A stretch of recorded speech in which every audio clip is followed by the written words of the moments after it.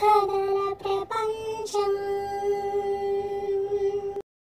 పట్టు వదలని విక్రమార్కుడు చెట్టు వద్దకు తిరిగి వెళ్ళి చెట్టుపై నుంచి శవాన్ని దించి భుజాన వేసుకుని ఎప్పట్లాగే మౌనంగా శ్మశానం కేసి నడవసాగాడు. అప్పుడు శవంలోని బేతాళుడు మాట్లాడుతూ, విక్రమార్క, నీ పట్టుదల ప్రయత్నానికి జోహార్లు. పట్టు విడుపులు ఏ మనిషికైనా అవసరం. అయితే సరైన కారణం లేకుండా అభిప్రాయాలను మార్చుకోవటం మూర్ఖత్వం అవుతుంది. అలా తన మూర్ఖత్వంతో దేశానికి విలువైన సంపదను చేకూర్చిన శ్రమజీవులను దూరం చేసుకున్నాడో మహారాజు. అతని మూర్ఖ నిర్ణయాన్ని చెబుతాను, శ్రమ తెలియకుండా విను అంటూ బేతాళుడు కథ చెప్పసాగాడు. పూర్వం నల్లమల పర్వత సానువులను ఆనుకుని మణిపురం రాజ్యం ఉండేది. దానికి ఇంద్రసేనుడు రాజుగా ఉండేవాడు. మేధావి, సమస్యలు పరిష్కరించడంలో దిట్ట అయిన సునీతి అతడికి మంత్రిగా ఉండేవాడు. అతని సలహా సహకారాలతో చక్కగా పరిపాలన చేస్తూ ఇంద్రసేనుడు ఆదర్శప్రాయుడుగా పేరొందాడు. మణిపురానికి పొరుగునే కాంబోజపురం ఉంది. దానిని నాగవర్మ పరిపాలిస్తున్నాడు. కాంబోజపురం సుభిక్షమైన శక్తివంతమైన దేశం కాదు. రాజు అస్తవ్యస్త పాలన, ప్రకృతి వైపరీత్యాలు తరచూ తాకిడి చేస్తుండడంతో కాంబోజపురంలోని ప్రజలంతా సాధారణ జీవితాన్నే గడపసాగారు. ఒక పర్యాయం వరుసగా 2 సంవత్సరాల పాటు తీవ్రమైన కరువు సంభవించడంతో కాంబోజపుర ప్రజలకు తిండి గింజలు కూడా కరువయ్యాయి. గ్రాసం లేక పశువులన్నీ మోరలెత్తి మౌన రోదన చేయసాగాయి. అన్నార్తులైన వారికి మణిపురం కామధేనువులా కనిపించింది. పొట్ట చేత పట్టుకుని గుంపులు గుంపులుగా మణిపురానికి వలసలు రాసాగారు. అర్ధరాత్రి వేళలో సైనికులు అప్రమత్తంగా లేని సమయంలో మణిపురంలోనికి ప్రవేశించసాగారు. ఈ వలసల సంగతి సరిహద్దు సైన్యం ద్వారా ఇంద్రసేనుడికి తెలిసింది. తక్షణమే సభలో ఆ విషయాన్ని ప్రస్తావించాడు. దాదాపు సభికులంతా వలసలు అనుమతించవద్దనే కోరారు. చివరిగా సునీతి తన అభిప్రాయాన్ని చెబుతూ, భూపాల, అన్నార్తులను ఆదుకోవటం మన కర్తవ్యం. ఫలితంగా మానవత్వానికి ప్రతీకగా నిలుస్తాయి. వారు మన దేశంలోకి రావడం వల్ల లాభమే కానీ నష్ట ప్రసక్తి లేదు. మన రాజ్యంలో సారవంతమైన భూములెన్నో శ్రమశక్తి వినియోగం కాక బీడు భూములయ్యాయి. రైతులంతా శ్రామిక శక్తి కొరకు ఎదురు చూస్తున్నారు. వలసలను అనుమతించడం ద్వారా పంటల సాగు పెరిగి రైతులు సుభిక్షంగా ఉండడమే కాక రాజ్య ఆదాయం కూడా గణనీయంగా పెరుగుతుంది. తద్వారా మన దేశం మరింత శక్తివంతమవుతుంది. ఆలోచించండి అన్నాడు. సునీతి మాటల్లోని వాస్తవాన్ని ఇంద్రసేనుడు గ్రహించాడు. వలస ప్రజలను ఆపవద్దని, వారిని రాజ్యంలోకి అనుమతించమని సైన్యాధికారులకు వర్తమానం పంపాడు. సైన్యం వలస ప్రజలను స్వేచ్ఛగా మణిపురంలోకి పంపించింది.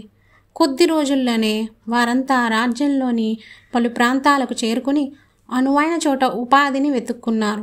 ఎక్కువ మంది రైతు కూలీలుగా మారి వ్యవసాయానికి ఊతమిచ్చారు. కొద్ది నెలల్లోనే వారి శ్రమకు ఫలితం లభించింది. రాజ్యంలో బీడు భూములనేవి కనిపించలేదు. ఎటు చూసినా పైర్లతో పచ్చదనం నిండిపోయింది. ఆ సంవత్సరం రాజ్యాదాయం విపరీతంగా పెరిగింది. ధాన్య రాసులతో రైతుల ముఖాలు కలకల్లాడాయి. వలస ప్రజలు సహకారంతో మణిపురం ఎంతో అభివృద్ధి సాధించింది. వలస వచ్చిన వారిలో ఎంతోమంది ఇళ్ళు, భూములు సమకూర్చుకుని స్థిర నివాసం ఏర్పరచుకున్నారు. ఈ సమయంలోనే కాంబోజపురం కూడా ఆర్థికంగా పుంజుకొని బలమైన రాజ్యంగా మారింది. అయితే మొదటి నుంచి కాంబోజరాజు నాగవర్మకు ఇంద్రసేనుడిపై అసూయ. అవకాశం వస్తే మణిపురాన్ని స్వాధీనం చేసుకోవాలనేది అతని గాఢ వాంఛ. ఇన్నాళ్ళు శక్తి సామర్థ్యాల లోపం వల్ల మణిపురంపై దండయాత్రకు సాహసించలేదు. కానీ ప్రస్తుత పరిస్థితి అనుకూలంగా ఉంది. పటిష్టమైన సైన్యం, సమృద్ధిగా ఆర్థిక వనరులు ఏర్పరచుకున్న నాగవర్మ యుద్ధం ప్రకటించేందుకు సిద్ధంగా ఉన్నాడు. తన మంత్రులతో, సైన్యాధికారులతో మంతనాలు చేయసాగాడు. నాగవర్మ పన్నుతున్న కుట్రలు, కుతంత్రాలన్నీ వేగుల ద్వారా ఇంద్రసేనుడికి ఎప్పటికప్పుడు తెలుస్తున్నాయి. ఒకనాడు సభకు హాజరుపరిచి, సభికులారా, ఒక ప్రత్యేకమైన అంశాన్ని మీ ముందు ఉంచేందుకే ఈనాడు మిమ్మల్ని పిలవడం జరిగింది. ఇది మన దేశ రక్షణకు, భవిష్యత్తుకు సంబంధించిన విషయం. నాగవర్మ కయ్యానికి కాలు దువ్వుతున్నాడు. తన వాపును బలంగా భ్రమిస్తున్నాడు. మనం బలంగానే ఉన్న ఉదాసీనత పనికిరాదు. ఇప్పటికే సైన్యాన్నంతా సరిహద్దు వెంట మోహరించడం జరిగింది. దీనితో పాటు నేను ఒక కీలక నిర్ణయాన్ని తీసుకోవాలనుకుంటున్నాను. నా అభిప్రాయం మీరందరూ గౌరవిస్తారనే భావిస్తున్నాను అన్నాడు. రాజ్య భద్రత కొరకు మీరు తీసుకునే ప్రతి నిర్ణయాన్ని మేము శిరసా వహిస్తాం. మీరు చెప్పేది మీ అభిప్రాయం కాక ఆజ్ఞగా అనుసరిస్తాం. సెలవు ఇవ్వండి అని అందరూ ముక్త కంఠంతో చెప్పారు. అయితే వినండి, నాగవర్మ గత కొంతకాలంగా మనపై పోరుకు రంగం సిద్ధం చేస్తూ గోతికాడి నక్కలా కాచు కూర్చున్నాడు. కాంబోజపురం నుంచి వలస వచ్చి గత కొన్ని సంవత్సరాలుగా మన రాజ్యంలో నివాసమున్న ప్రజల్లో కొందరు అతనికి నమ్మిన బంట్లుగా పనిచేస్తూ రాజ్య రహస్యాలను చేరవేస్తున్నారు. అందుకే వలస ప్రజలందరినీ 2 ఏళ్ల పాటు మణిపురం వించి వెళ్ళమని ఆజ్ఞాపిస్తున్నాను. దేశ భద్రతకు ఈ చర్య అత్యంత కీలకమని నేను భావిస్తున్నాను గంభీరంగా చెప్పాడు ఇంద్రసేనుడు. సభికులంతా నిశ్చేష్టులయ్యారు.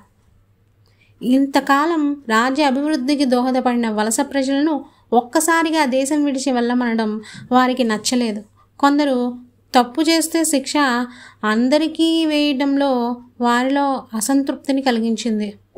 అయితే మహారాజుకు ఎదురు చెప్పలేక పరిష్కారం కొరకు కృషి చేయమన్నట్లు అందరూ సునీతి వైపు చూశారు. సునీతి మాట్లాడుతూ, ప్రభు, మీ నిర్ణయం బహు ప్రశంసనీయం, ఉత్తమోత్తమమని నేను నమ్ముతున్నాను.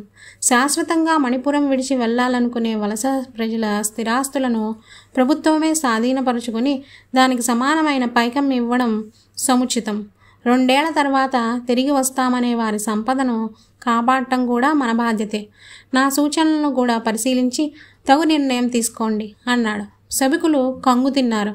సునీతి మహారాజుకు వత్తాసుగా మాట్లాడడం విడ్డూరంగా ఉంది. తనకు వయసు పెరిగే కొద్దీ ఆలోచించే శక్తి తగ్గుతోందని అభిప్రాయపడ్డారు. అయితే సునీతి చేసిన సూచనలను ఇంద్రసేనుడు ఆమోదించాడు. ఇంతవరకు కథ చెప్పిన బేతాళుడు విక్రమార్కుడితో, విక్రమార్క, విఘ్నులెవరికైనా ఇంద్రసేనుడి ఆలోచనలు అసంబద్ధంగా తోస్తాయి. నాగవర్మ కుతంత్రాలకు పరిష్కారాన్ని ఆలోచించాలే గాని అమాయకులైన ప్రజలకు రాజ్య బహిష్కరణ విధించడం ఎంతవరకు సబబు? దండయాత్రను ఈ బహిష్కరణ మంత్రం ఆపగలుగుతుందా? బహిష్కరణకు గురైన ప్రజలు తిరుగుబాటు చేస్తే అంతర్యుద్ధం తలెత్తుతుంది కదా. ఎలాంటి విఘ్నత లేకుండా నిర్ణయాలు తీసుకున్న ఆ మూర్ఖరాజుకు మేధావిగా పేరొందిన సునీతి వత్తాసు పలకడం చిత్తచాంచల్యంగా అనిపిస్తోంది. ఇంద్రసేనుడి నిర్ణయాల వెనుక ఉన్న అంతరార్థాన్ని సరిగ్గా ఊహించి చెప్పగలిగావా? సరే, లేకుండే నీ తల 1000 ముక్కలవుతుంది అన్నాడు. బేతాళ, నీవు ఊహించినట్లుగా ఇంద్రసేనుడు మూర్ఖుడు కాదు. భవిష్యత్తును స్పష్టంగా ఊహించగలిగినవాడు. అతని ఆలోచనల్లోని వాస్తవాన్ని పసిగట్టాడు కాబట్టే సునీతి ఎలాంటి ఎదురు చెప్పక ఒప్పుకున్నాడు. పైగా అందులో ఎదురయ్యే లోపాలను గ్రహించి సవరణలను కూడా ప్రతిపాదించాడు. ఇంద్రసేనుడి నిర్ణయాలు ఎంతో లోతైనవి. వాటిలోని గూఢార్థాన్ని చెబుతాను. కాంబోజపురం ప్రజలు వలస వచ్చిన రోజులు వేరు. నాడు కడుపు నింపుకునేందుకు ఎలాంటి కష్టాన్నైనా ఓర్చుకోవడానికి సిద్ధంగా ఉన్నారు. అలాగే ఎవరు తమకు ఉపాధి కల్పిస్తే వారి పట్ల అమితమైన విధేయత ప్రకటించి విశ్వాసంగా తమ వృత్తిని నిర్వర్తించారు.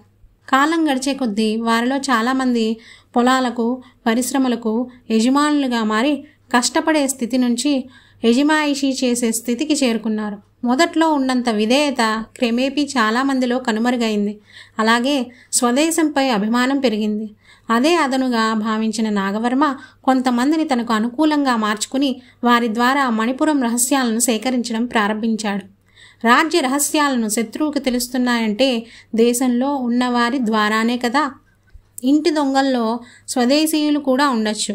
అయితే కుట్రలో పాల్గొంటున్న విదేశీయులను గుర్తించాక స్వదేశీ ద్రోహులపై దృష్టి సారించవచ్చని ఇంద్రసేనుడు భావించి ఉండవచ్చు. స్థిరపడ్డ విదేశీయుల్లో ద్రోహం చేస్తున్న వారందరినీ కనిపెట్టడం క్లిష్టమైన సమస్య. దానికి ఎక్కువ సమయం పడుతుంది. కానీ యుద్ధమేఘాలు కమ్ముకున్న ప్రస్తుత స్థితిలో అంత వ్యవధి తీసుకోవటం మూర్ఖత్వం అవుతుంది. దీనికి పరిష్కారంగానే 2 ఏళ్ల పాటు వారందరినీ దేశం విడిచి వెళ్ళమని ఆజ్ఞాపించాడు. అయితే వారిలో అసంతృప్తి తీవ్ర స్థాయికి చేరితే అది దేశానికి చేటవుతుంది. అందుకే సునీతి 2 ఏళ్ల పాటు వారి ఆస్తిపాస్తుల్ని ప్రభుత్వమే కాపాడాలని సూచన చేశాడు. అలాగే గడువు ముగిశాక దేశంలో తిరిగి వచ్చేవారికి ఎలాంటి అడ్డంకి ఉండరాదన్నాడు. దీనివల్ల నిజంగా మణిపురంపై అభిమానం పెంచుకున్నవారు శాశ్వతంగా స్థిరపడేందుకు సిద్ధపడి వస్తారు. కేవలం భుక్తి కొరిగే వచ్చిన వారు ఆస్తినంతా ఇక్కడే విక్రయించి తమ దేశంలో స్థిరపడతారు. ఈ 2 ఏళ్ల గడువు వల్ల నిజంగా మణిపురంపై ప్రేమ భక్తి ఉన్నవారే ఇక్కడ మిగులుతారు. ఈ చర్య వలన కాంబోజపురానికి గూఢాచారులుగా పనిచేస్తున్న వారి ఆట కట్టడమే కాక భవిష్యత్తులో మణిపురం మరింత భద్రంగా ఉంటుంది. వలస వచ్చిన వారికి ఇంద్రసేనుడి నిర్ణయం ఇబ్బందిగానే ఉండొచ్చు, కానీ వారిలో రాజశ్రేయస్సు గురించి ఆలోచించేవారు రాజాజ్ఞను శిరసా వహిస్తారు. పైగా కాంబోజపురం మునిపటిలా తీవ్ర క్షామంలో లేదు. పాడి పంటలతో కలకలలాడుతోంది.